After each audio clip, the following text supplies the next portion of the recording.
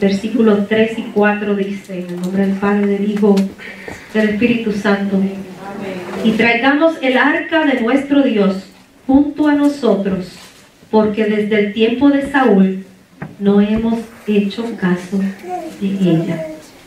En el versículo 6 dice: y subió David con todo Israel a Baala de Kiriat Jearim, que está en Judá, para trasladar de allí el arca de Jehová Dios, que había entre los querubines.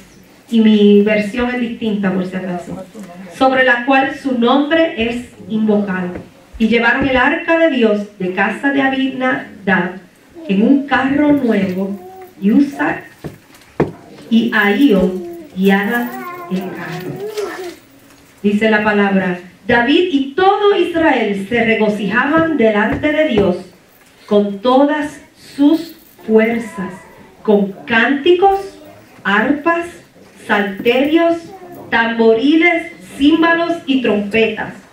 Pero cuando llegaron a la era de Kidón, Usa extendió su mano hacia el arca para sostenerla, porque los bueyes tropezaban. Se encendió contra Usa el furor de Jehová y lo hirió, porque había extendido su mano hacia el arca, y murió allí delante de Dios. Vamos al capítulo 15. Y dice: hizo David también casas para sí en la ciudad de David, y agregó un lugar para el arca de Dios, y le levantó una tienda. Entonces dijo David: el arca de Dios no debe ser llevada sino por los levitas, porque a ellos ha elegido Jehová para que lleven el arca de Jehová y le sirvan perpetuamente. Y dice el versículo 12: y les dijo: vosotros que sois los principales, padres de las familias de los levitas, santificaos vosotros y vuestros hermanos, y llevad el arca de Jehová, Dios de Israel, al lugar que le he preparado,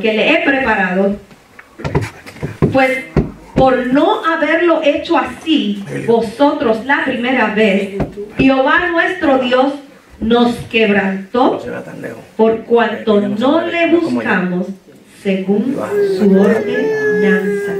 Y dice el 14: se santificaron pues los sacerdotes y los levitas para traer el arca de Jehová, Dios de Israel. Y vamos al 16. Ahí, hermano. El 1 al 4. Así trajeron el arca de Dios y la pusieron en medio de la tienda que David había levantado para ella, y ofrecieron holocaustos y sacrificios de paz delante de Dios. Cuando David acabó de ofrecer el holocausto y los sacrificios de paz, bendijo al pueblo en el nombre de Jehová, y repartió a todo Israel, así a hombres como a mujeres, a cada uno una torta de pan, una pieza de carne y una torta de pasas.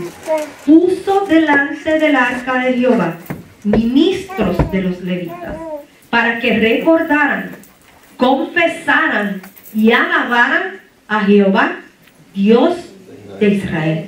Para que recordaran, confesaran y alabaran a Jehová, Dios de Israel. Dice el versículo 6: también los sacerdotes Benaía y Jaasiel tocaban continuamente las trompetas delante del arca del pacto de Dios. Continuamente. Aleluya. Gloria a Dios. ¿Qué era el arca? ¿Qué era el arca? Se pueden sentar.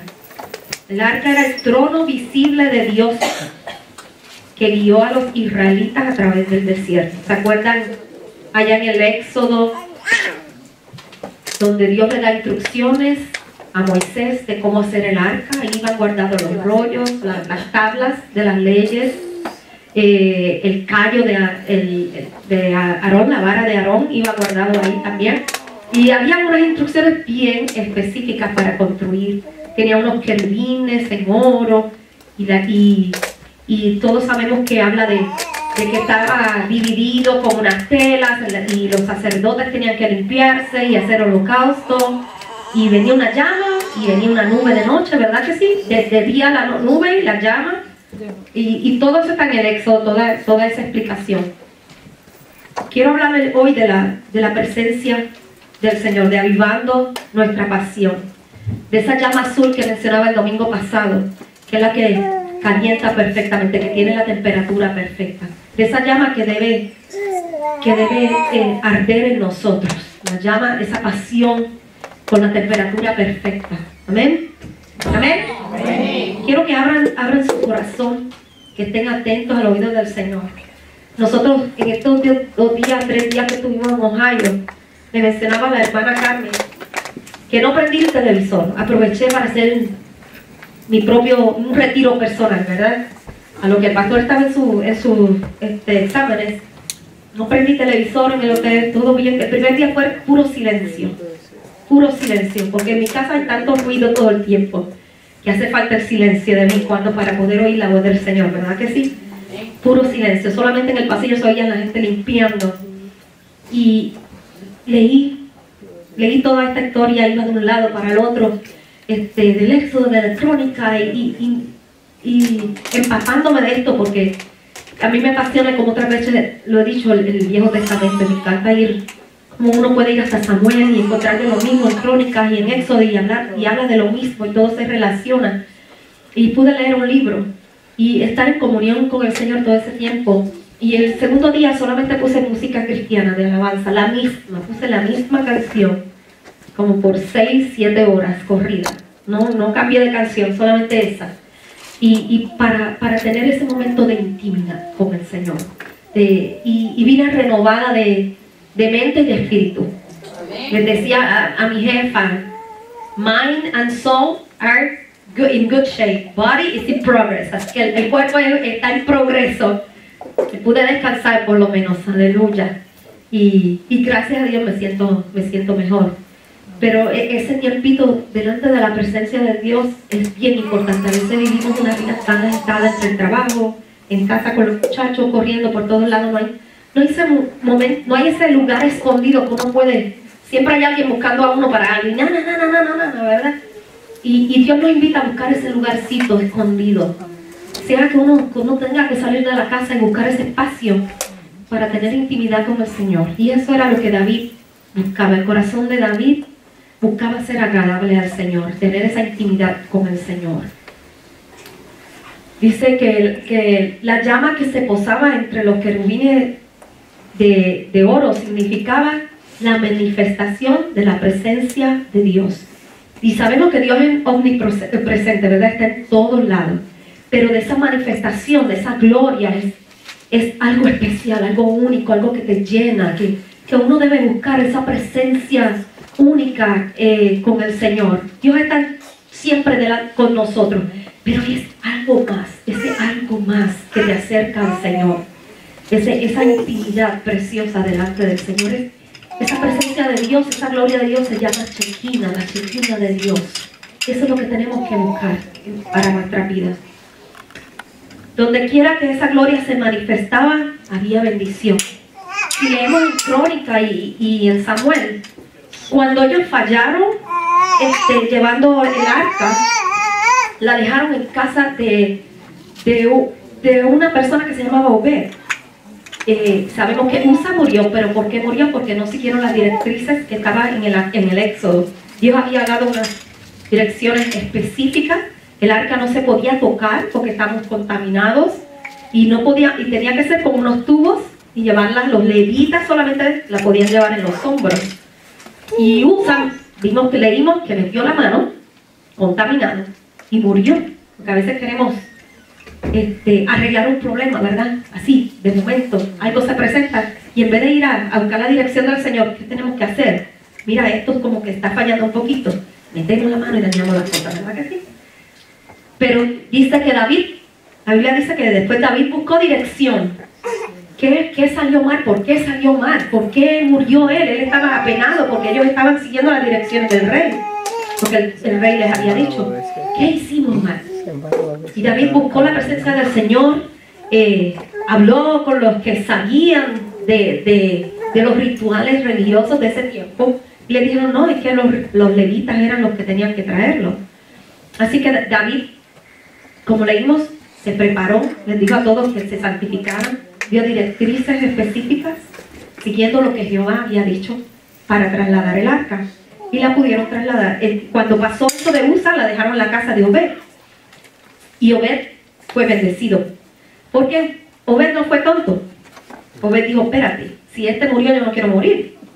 ¿Qué es lo que tengo que hacer para que Dios se agrade de mí? Yo estoy segura, y no lo dice la Biblia, pero yo estoy segura que él hizo su asignación, ¿verdad? Y buscó qué era lo que tenía que hacer para agradar al Señor y para que no le pasara lo mismo que le pasó a Usa.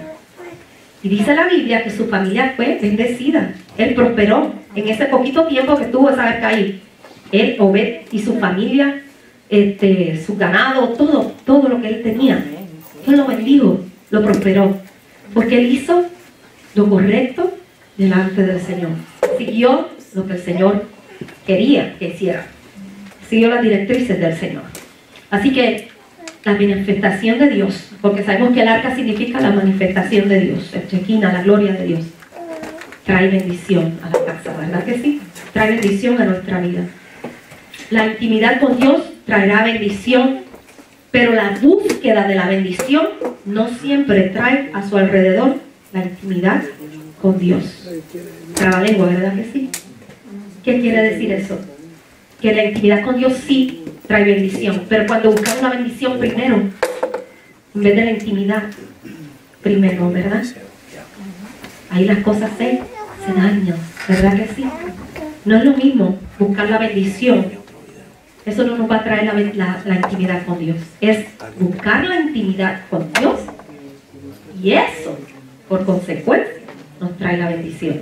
No es del otro lado. Puede haber mucho ayuno, puede haber mucha oración, mucha ofrenda, mucho sacrificio, como en el tiempo de antes.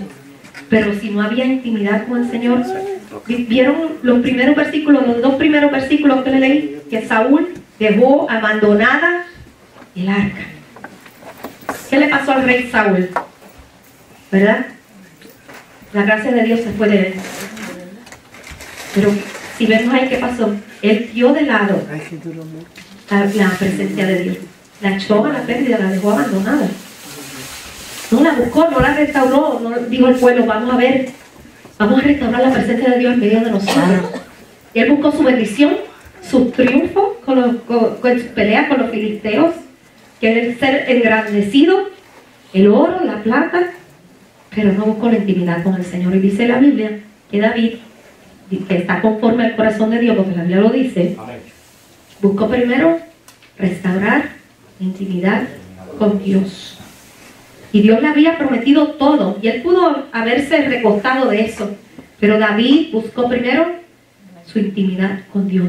Buscó primero esa Shekinah, esa presencia constante, porque no es de un ratito, porque a veces somos de ratito. Si Kamanda y Suzuki Yamaha y nos caímos al piso y salimos por esa puerta y se nos olvidó. No es presencia de un ratito, porque eso son experiencias, eso no es presencia. Tuvimos una experiencia, nos acordamos de ella y fue buena, pero ya, ahí quedó, pura experiencia. La ponemos en nuestro resumen, en nuestro CD, ahí estuve en una experiencia con el Señor hace una semana, o en el retiro pasado, Dios me habló, y ahí se quedó. Pero es esa intimidad constante la que tenemos que buscar. David era apasionado con la presencia de Dios.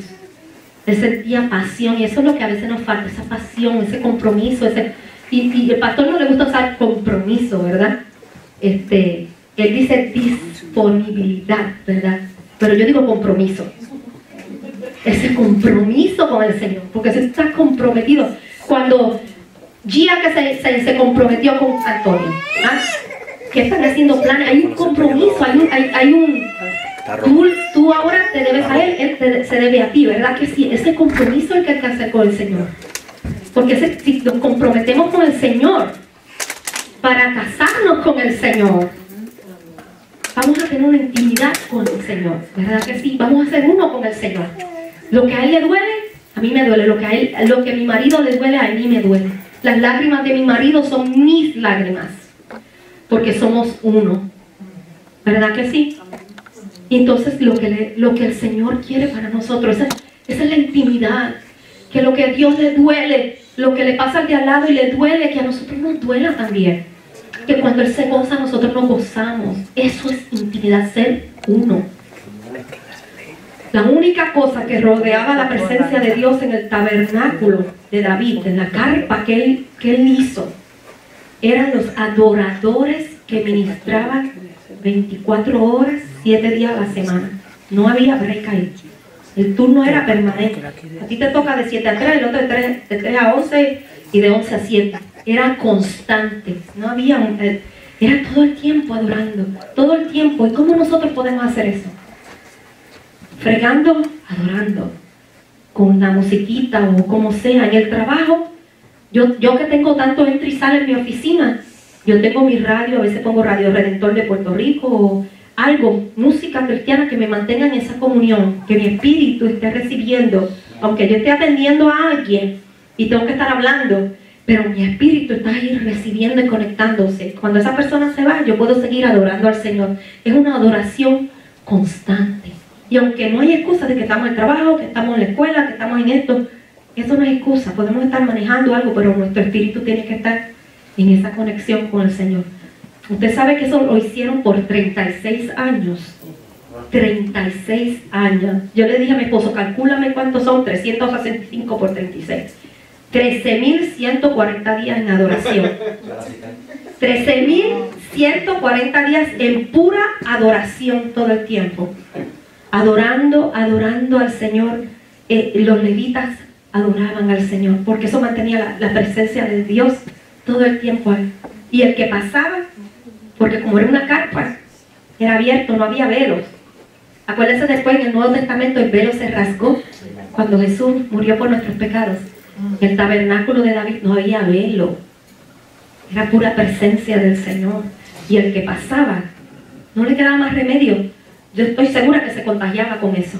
Porque tú sabes lo que es ver gente cantando todo el tiempo. Cuando tú pasabas por allí, tú tenías que ponerte a cantar también. Danzando delante de la presencia de Dios, del Señor. Tú tenías que ponerte a danzar también de la alegría. Tenías que contagiarte, ¿verdad que sí? O ibas a pasar así todo tieso y ni siquiera la musiquita no te iba a mover un poquito, ¿verdad que sí?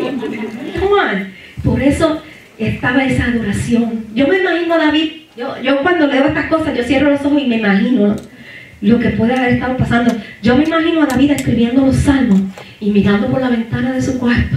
Y ahí estaba la llama del Señor, y ahí estaba la presencia del Señor, y los danzantes. Y yo me imagino a David parado y empezaba a danzar en su cuarto también, y adorar al Señor, porque eso era lo que veía todo el tiempo. Entonces cuando nos descuidamos, ¿qué le pasó a David? Cuando en vez de mirar para donde estaba el altar del Señor, ¿para dónde miró? Para el otro lado, ¿qué le pasó? Dejó, ¿verdad que sí? Entonces tenemos que estar enfocados en la llama del Señor, en la presencia del Señor, en esa adoración, porque cuando nos cambiamos de cuarto, cuando nos vamos para la parte de atrás, a mirar lo que el otro está haciendo, ahí caemos, ¿verdad que sí? Ahí nos salimos un poquito de nuestro camino. Entonces, si nos mantenemos enfocados en donde está la presencia del Señor, todo el tiempo, nos mantenemos derechitos delante del Señor. No tenemos que mirar ni a izquierda ni a derecha, sino cumplir el propósito de Dios en nuestra vida, ¿verdad que sí? Yo me lo imagino brincando y saltando a todo lo que da de la alegría, porque el Señor trae gozo a nuestro corazón. Podemos levantar una iglesia grande, podemos tener un coro de 100 personas, tremendos predicadores, podemos traer de la Conchinchina el predicador más famoso. Podemos tener programas para homeless, podemos tener programas para los niños, podemos tener, qué sé yo, 1000 programas. De la computadora, de ayudarlos a buscar trabajo. Pero si la presencia del Señor, si esa llama azul no está en medio de nosotros, no vale la pena, iglesia. Podemos recoger $100,000, podemos comprar un templo nuevo, lo que sea, pero si la presencia del Señor no es lo que está en medio de nosotros, si esa llama azul no es la que nos está alumbrando, miren, no vale la pena. Si Dios no está con nosotros, no va a funcionar nada. Nuestra carne, nuestra inteligencia, nuestro yo lo puede hacer. Nosotros, cada uno de nosotros tiene las capacidades para hacerlo funcionar. Dios nos ha dado dones y habilidades, ¿verdad que sí? Pero si la presencia del Señor no está en medio de nosotros, no vale la pena. Las almas no van a venir a los pies del Señor. Tenemos que tener, cada uno de nosotros tiene que tener una llama azul. Cada uno de nosotros. Imagínate cuando todas esas llamitas se juntan. Eso es una explosión, ¿verdad que sí? Alumbramos hasta la China, podemos alumbrar. Pero si no, la llama no está alumbrando en medio de nosotros, si no está dentro de nosotros, no se evita que nos vamos. Amén. Dios se complace si la presencia de Dios no se complace si la presencia de Dios no está o no es lo principal. O viene y se va, Dios no se complace. Si hoy estoy a fuego y estoy brincando y ya creemos que esa es la llama azul, porque parece pensamos que es solamente eso, y eso es mucho más que eso. Dios no se complace de eso nada más. No podemos dejar de vivir esa experiencia, no es de domingo nada más, no es algo pasajero, es algo que es constante, iglesia, todo el tiempo. Si miramos a mí me gusta cantar